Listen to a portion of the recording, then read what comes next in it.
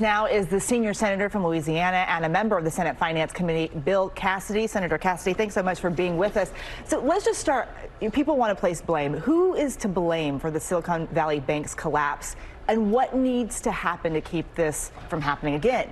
Well, two things. I'm a doctor, so I'm going to use this term. There needs to be a post-mortem.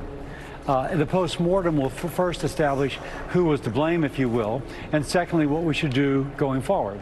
Some folks want to immediately rush to a new regulation. Let's figure out what happened first.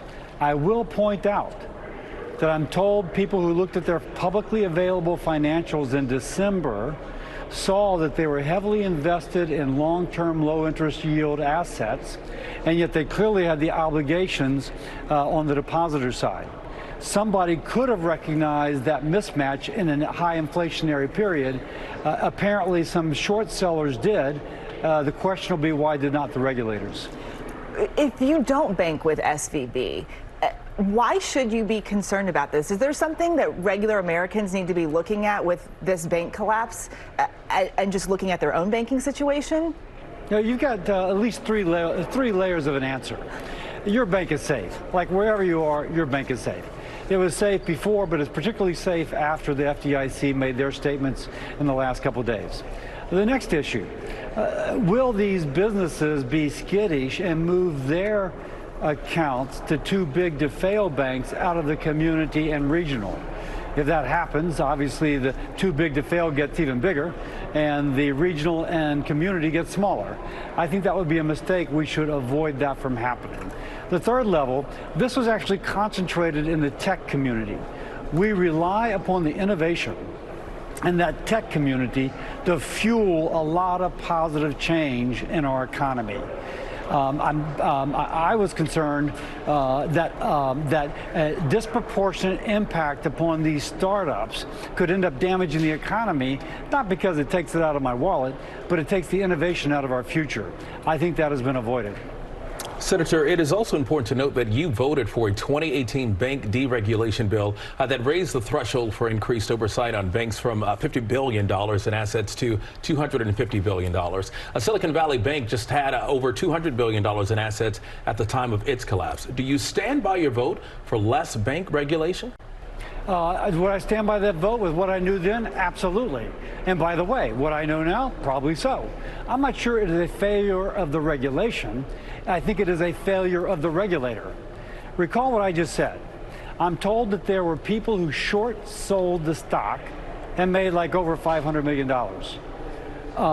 The traders knew that the bank was in trouble before the regulators. That's a problem. It's not like it was hidden. It was in their public statements as to what their long-term assets were and what their obligations were. This is not really rocket science. So, and obviously people made money off of that. Why didn't the regulators pick it up? So before we rush to, oh, we've got to do something, let's first figure out what happened. But it appears it was a failure of the regulators. Yeah, and that question of regulators is something that I'm sure that you guys on Capitol Hill will be looking at. I also want to talk to you about Social Security. You're leading a bipartisan working group looking into shoring up Social Security long term. I feel like we've been talking about this for years, but what is going to happen if lawmakers don't address the issue of Social Security? I'm so glad you brought that up. By current law, when the program goes broke in 9 years, people get a 25% cut, 24% cut in the amount they're getting now. It isn't in the by and by. No, it's in 9 years, where if I'm getting $1,000, I'll get $750 per month.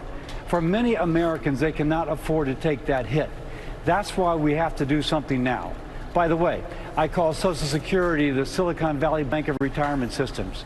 It's got lots of obligations, and its investment strategy is terrible. Insufficient to meet these obligations.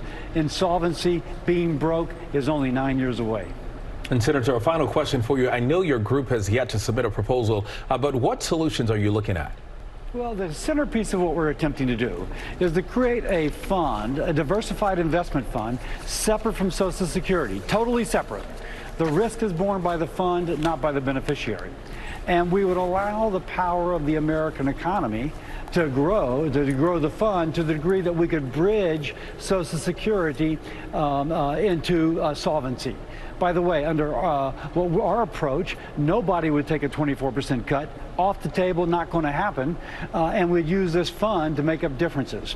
It's the way that the Canadians do it, it's the way the Norwegians do it, it's the way the Brits do it, Wisconsin, you go down the list, that's what a well-funded pension fund does. That's what we need to do with social. Louisiana Senator Bill Cassidy, thank you so much for being with us today. Thank you.